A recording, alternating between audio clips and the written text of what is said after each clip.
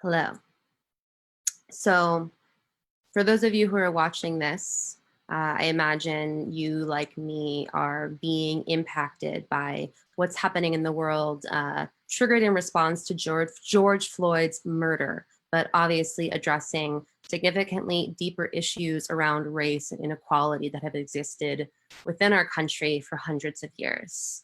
And, you know, I'm in my own relationship with this. I started my intentional journey with dismantling white supremacy and racism within me probably 6 months ago when I started taking Bridge Feltus's course, Heal Thyself. And I didn't even complete the course because the density of information that she asked of everyone to complete was so valid. And at the place that I was in my life at that time, I was like, you know what?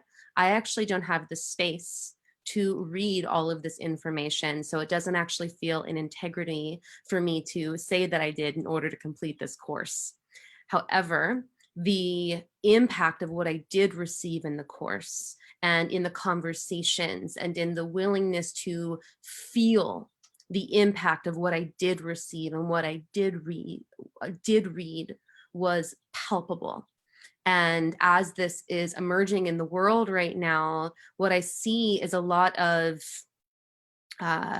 desire on the part of white people to want to understand. I've seen a lot of things, but I'm speaking specifically to the white people who do have a desire to really take ownership of the role that we have played and continue to play in racism, and how we can be better allies to Black people so that we aren't requiring them to continue to carry the emotional and energetic burden of our lack of information around what actually did happen in slavery and how slavery turned into the institutionalization and imprisonment of so many Black people, in many ways perpetuating the same things that slavery allowed.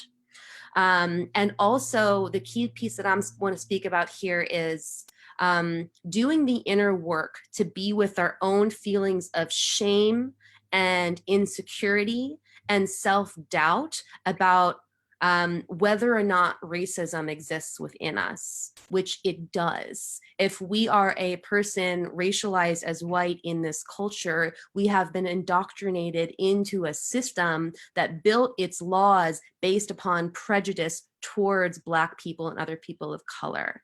And one of the things that I am continuing to address and will continue to address within myself, and the thing that I see absolutely necessary for all of us who have a desire to do this work, is to be willing to feel the shame associated with how we've been carrying racism within us, being willing to feel and be with the insecurity associated with not knowing our own history or having not prioritized being an advocate for Black people up until this point because it hasn't been a big enough issue or impacted us enough in our lives to make it an issue.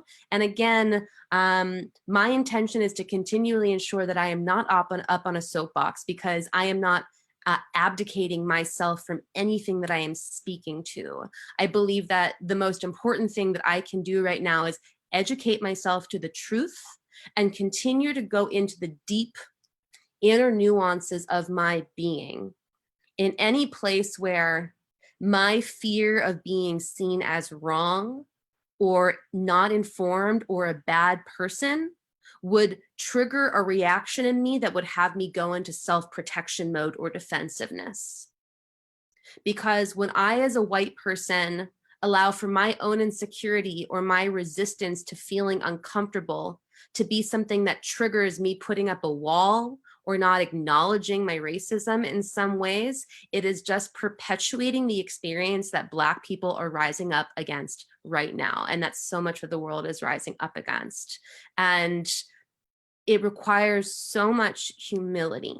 It requires us to let go of the conditioning to want to be right as a way to secure safety And this is so much of what I see in work with sexuality and gender dynamics. It's a similar thing of that there's so much wounding between men and women, for example, and so much wounding around sexuality that our own fear of being wrong, our own fear of being a perpetrator or a violator or a villain can come up so strong that we wind up being unavailable for genuine connection, vulnerable connection, and then we wind up just causing more harm.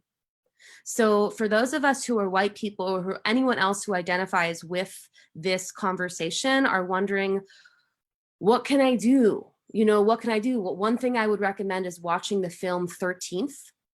It was a film made in 2016 that tells the story of the shift of out of slavery, post-civil rights, and into the prison system and then the institutionalization of Black people. Really powerful movie.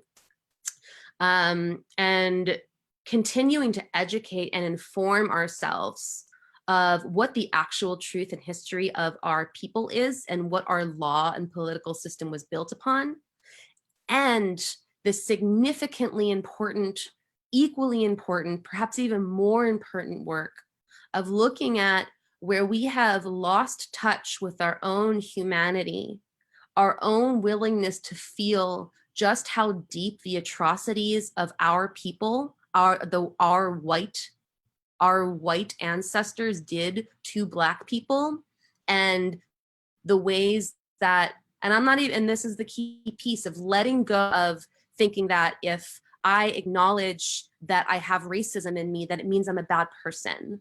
It does not mean that you are a bad person. Me having racism, which I do still have racism in me, I believe that I will continue to have to do the work to bring these belief systems to the surface because they existed before I was born.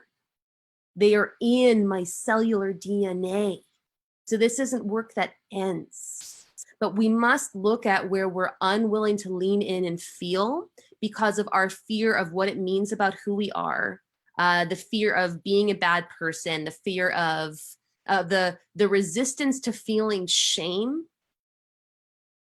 This is actually an opportunity to feel healthy shame. Shame for the way that Black people and people of color have been treated up until this point. And similar to, you know, the statement in AA, where it says you're not responsible for your disease, but you are responsible for your recovery. I'm not responsible for the disease of racism, which was conditioned into my DNA before I was born, but I am responsible for my recovery and coming into deep awareness of where I continue to perpetuate any form of microaggression or big aggression rooted in prejudice towards Black people and people of color, so that I may be someone who is actually safe for Black people to be around and to soften and to be vulnerable and to actually be an ally. So that's my public service announcement for today. I love you all. Thank you for feeling, thank you for leaning in and being a part of creating more connection where there has been disconnection in the past. And I'll talk to you soon.